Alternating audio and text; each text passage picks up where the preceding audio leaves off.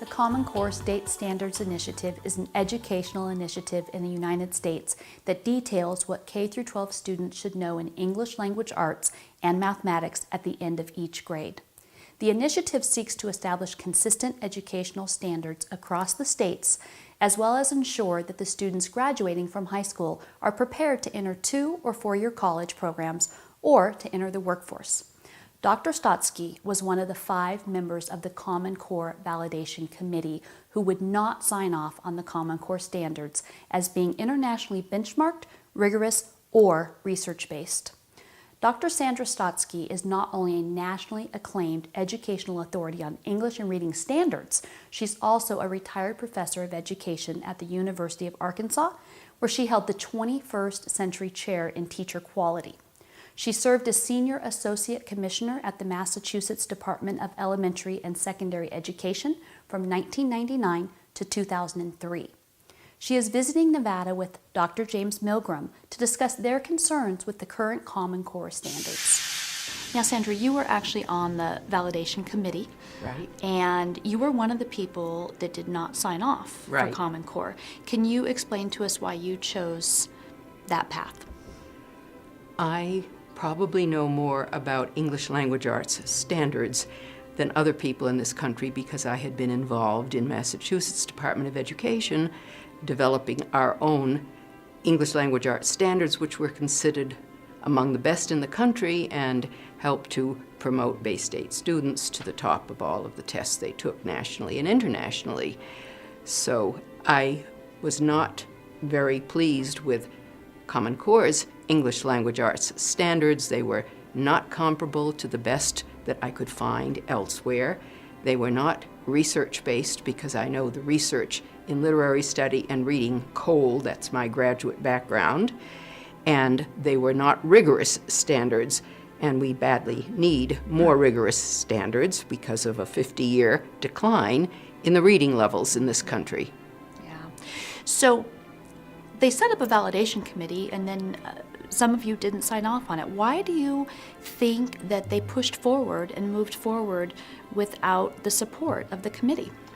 They actually had signatures from the other members of the committee, but the 2 of us who were the only content experts on the committee didn't sign off. There were several others who also didn't sign off, but they didn't care. They had their agenda and they were moving ahead, and really didn't matter to them whether we were a rubber stamp or not. They were simply going to go ahead and say that these were standards that had been internationally benchmarked at the time, even though they have changed the wording since then, because we've made it very clear in the past 5 years that they have never been internationally benchmarked. But they went ahead because they had a timing schedule to get the tests developed. And the tests are what is critically important for them to nail down the lid on the coffin, so to speak, of public education. This year will be when the first Common Core-based tests are given, and that was what they had to work for. So what do you think the outcome is going to be if we don't change the standards for Common Core? Our entire public school system, which includes undergraduate years at most colleges and universities, will be much lower in academic level than they ever have been. Now, most people don't understand that we have been getting lower and lower for about 50 years. Certainly the reading level, which I have been looking into because that's part of my own research background at the Harvard Graduate School of Education, where I studied under the person who developed readability formulas, and we know that the average reading level of most American high school students going into college is about at the 6th or 7th grade level. That's not enough for real college reading. Yeah. And Common Core is not going to make it higher. If anything, it may make it lower. That remains to be seen, but there's nothing built into the ELA standards that's going to make kids be able to read more difficult reading material than they already read. Dr. James Milgram is a retired professor of mathematics at Stanford University and was one of the authors of the pre-Common Core California Mathematics Standards. Dr. Milgram served on the validation committee that was charged with overseeing the development and writing of the Common Core standards. He has also served on the NASA Advisory Council, as well as the National Board for Education Science that oversees all research at the U.S. Department of Education. Currently, he travels around the country, speaking to parent groups and state legislatures about the major problems with the Common Core mathematics standards. We're kind of on the edge, in the sense that typically the students that are coming even out of our universities are marginally prepared to compete in the world's economy. And we've been getting by for years on the fact that we were so dominant for so long, but China is dramatically catching up and unbelievably quickly. And there are all these other countries that are taking percentages of what we used to take for granted and taking it away. So right now, today, I think it's essential that our students start to graduate from high school and then from college with better backgrounds. I couldn't agree with you more on that. The world is certainly a changing place for sure. So if you had to look at like the three biggest issues, what would you say that they are? Well, the first one is that Common Core, while realistically it's better than what you had before in Nevada, but Common Core is nowhere near good enough. One of the things that we absolutely have to be able to do is strengthen what's called the STEM pipeline. Okay. That's, what is it? Science, technology, math, and engineering. Okay. And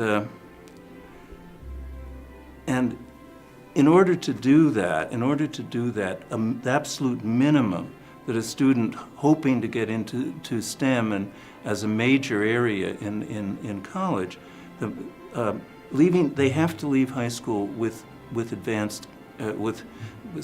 pre-calculus. Okay. Not calculus, but the year before. They have to have left with that level of mathematics. So you're proposing that we actually change the requirements for graduating from high school? No, I'm not, because only, not 100% of the kids are going to want to go into STEM. Okay. But what I am proposing is that it be an available thing in California, where I'm from. We got pre-calculus to be available in every single high school by simply demanding it in our own standards. So if there are folks out there that are concerned about this and they want to get involved, what would you suggest people do to help change this?